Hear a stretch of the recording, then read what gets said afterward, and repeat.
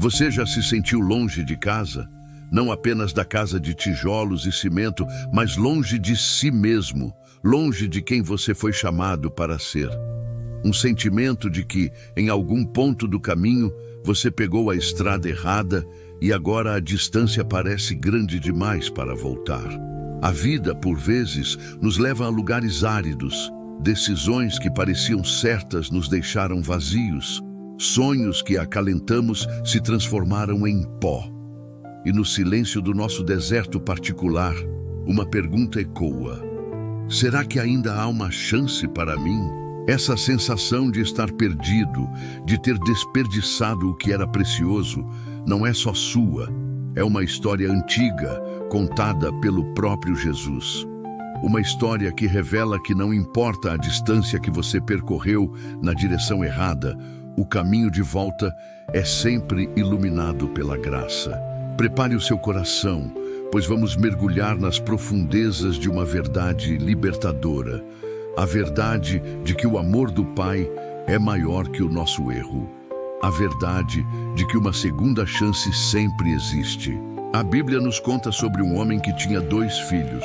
O mais novo, movido por uma inquietação na alma, por um desejo de viver suas próprias regras, chega diante de seu pai e diz palavras que quebram um elo de honra. Pai, dá-me a parte dos bens que me pertence. Ele não pediu emprestado. Ele exigiu sua herança como se o pai já estivesse morto. Ele queria os bens, mas não queria a presença do pai. Ele queria a liberdade para gastar, sem a sabedoria para construir. E o pai, com o coração certamente ferido, lhe entregou. Com tudo o que achava que merecia em mãos, ele partiu para uma terra distante, um lugar longe dos conselhos, longe da proteção, longe do amor que sempre o cercou. Lá, ele viveu de forma irresponsável, dissolutamente, gastando cada centavo em prazeres que duravam apenas um momento. O deserto dele não começou quando o dinheiro acabou. Começou no instante em que ele decidiu que podia viver melhor longe do pai. A dor nasceu da sua autossuficiência. O conflito foi gerado pela sua própria escolha de se afastar da fonte da vida. Então, como acontece em terras distantes, veio a consequência. A Bíblia diz que houve uma grande fome naquela terra e ele começou a passar necessidade. O jovem que tinha tudo, agora não tinha nada. Os amigos de festa desapareceram. A alegria artificial se foi. Ele se submeteu ao trabalho mais humilhante para um judeu: cuidar de porcos. A fome era tanta que ele desejava comer a lavagem que os porcos comiam, mas ninguém lhe dava nada. Este é o retrato do sofrimento que vem do afastamento de Deus. O pecado promete liberdade, mas entrega escravidão. Promete fartura, mas nos deixa famintos. O sofrimento daquele jovem não foi um castigo aleatório do céu. Foi o resultado direto e inevitável de suas escolhas. Às vezes, o fundo do poço é o lugar onde Deus permite que cheguemos, para que finalmente olhemos para cima. É na ausência de tudo o que o mundo oferece que começamos a sentir falta da única coisa que realmente importa: a casa do Pai. Mesmo no chiqueiro, no lugar de maior humilhação, algo extraordinário aconteceu. O filho não estava completamente sozinho. A memória do amor do pai ainda vivia dentro dele. Essa lembrança não era um acaso, era o agir invisível de Deus. O pai, em casa, não o havia esquecido. Cada dia seu coração de pai esperava, olhava o horizonte, ansiava pelo retorno do filho que se perdeu. Essa expectativa paterna era uma força espiritual que, de alguma forma, alcançou o filho em terra distante. Deus nunca nos abandona completamente à nossa própria sorte. Mesmo quando estamos chafurdando na lama de nossas más decisões, Ele planta uma semente de lucidez, uma fagulha de esperança. Ele permite que a lembrança da casa do Pai venha à nossa mente. No silêncio de Deus, Ele está trabalhando. No nosso sofrimento, Ele está preparando o caminho de volta.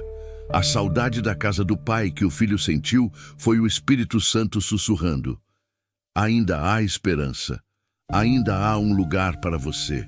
Essa promessa de um futuro, mesmo depois do exílio, ecoa nas palavras do profeta Jeremias.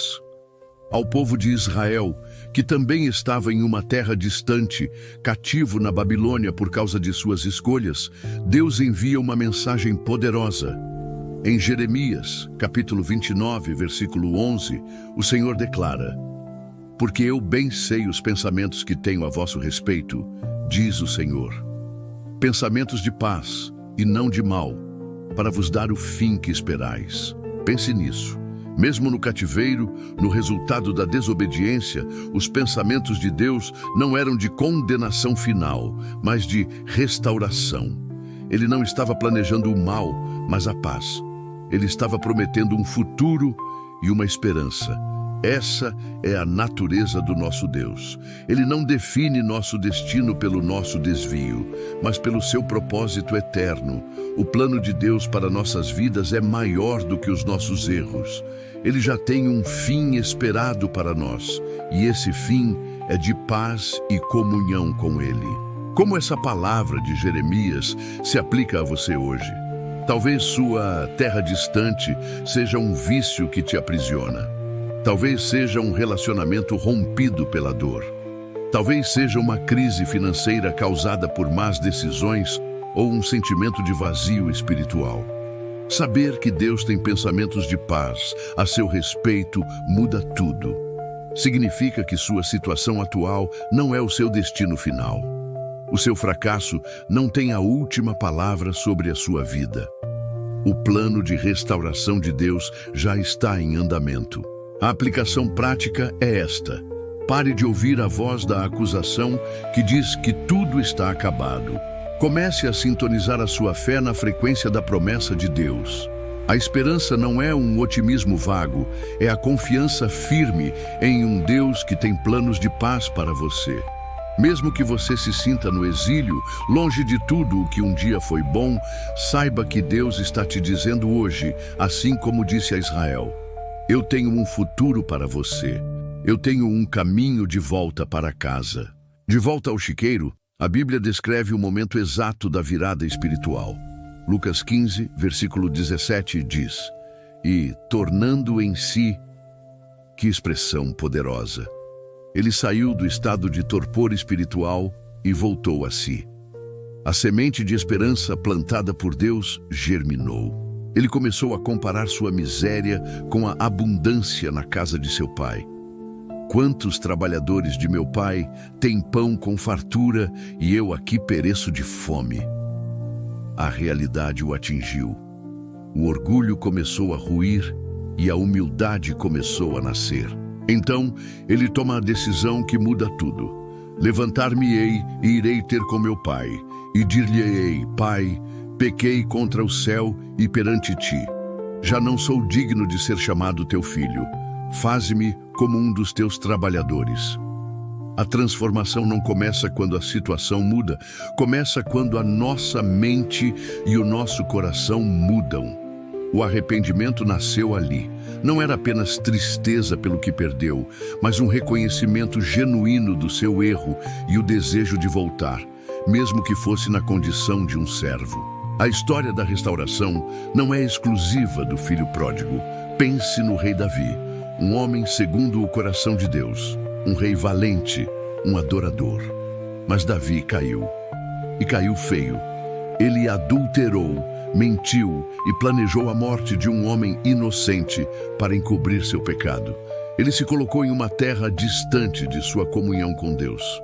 Por um tempo, viveu com a culpa escondida, mas Deus, em sua misericórdia, enviou o profeta Natã para confrontá-lo. E quando confrontado, Davi não deu desculpas. Ele se quebrou. Sua transformação está registrada no Salmo 51. Ele clama: cria em mim, ó Deus, um coração puro, e renova em mim um espírito reto. Não me lances fora da tua presença, e não retires de mim o teu Espírito Santo.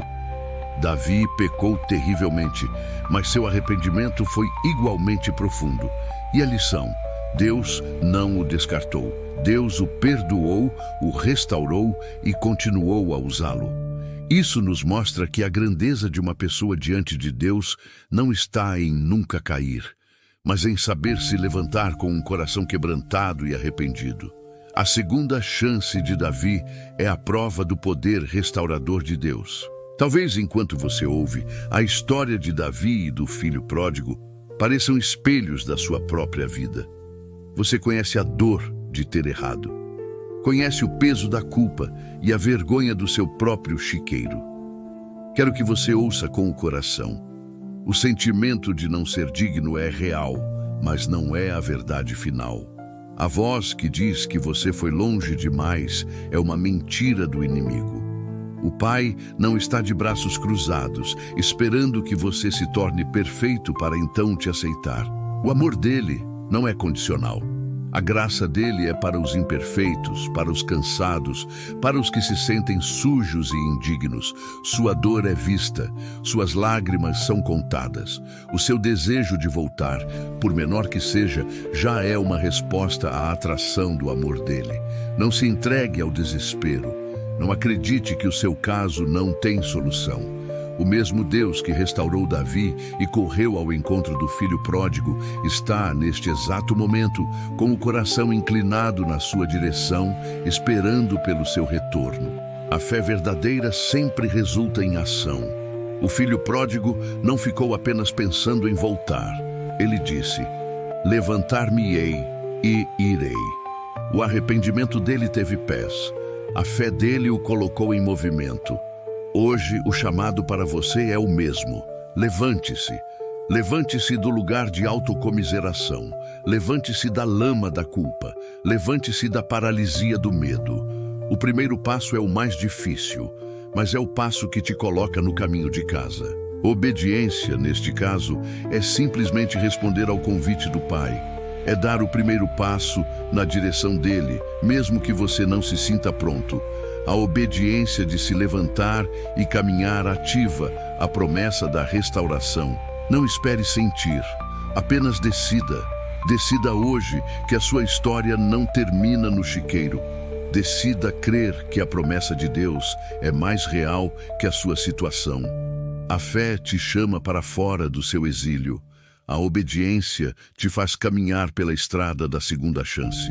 Em nome de Jesus, eu quero agora orar por você. Pai, em nome do teu Filho amado, eu apresento a ti cada vida que está ouvindo esta mensagem. Eu declaro que toda corrente de culpa e condenação está sendo quebrada agora. Eu profetizo sobre a sua vida. Levante-se desse lugar de desolação. Que o Espírito Santo te encha de uma santa ousadia para iniciar a jornada de volta para casa. Que toda mentira do inimigo que diz que não há mais jeito caia por terra agora. Eu declaro que o seu passado não vai mais definir o seu futuro. Eu libero sobre você o perdão que vem da cruz de Cristo. Receba a força, a coragem e a direção para caminhar em novidade de vida. O Pai está te vendo. O Pai está correndo em sua direção. As vestes novas, o anel e as sandálias já estão preparados. Sinta a presença dele te envolvendo. Você não está sozinho. A sua segunda chance começa hoje, neste momento de decisão. Amém. A cena mais linda da parábola é o final. E quando ainda estava longe, viu o seu pai e se moveu de íntima compaixão e, correndo, lançou-se-lhe ao pescoço e o beijou. O pai não esperou. Ele correu. Ele não fez um sermão. Ele o abraçou. Ele não perguntou onde o filho esteve. Ele deu uma festa. Isso é o Evangelho. Esta é a essência do coração de Deus. Ele não apenas te dá uma segunda chance, ele celebra o seu retorno com alegria. Ele te veste de honra e restaura a sua identidade de filho. A sua história não precisa terminar em tragédia. A segunda chance não é uma possibilidade distante, é uma promessa presente, oferecida a você hoje através de Jesus Cristo. Volte para casa. O Pai está esperando de braços abertos. Se esta mensagem tocou o seu coração e trouxe esperança, não aguarde só para você. Siga o nosso perfil, para receber mais palavras de fé e transformação como esta.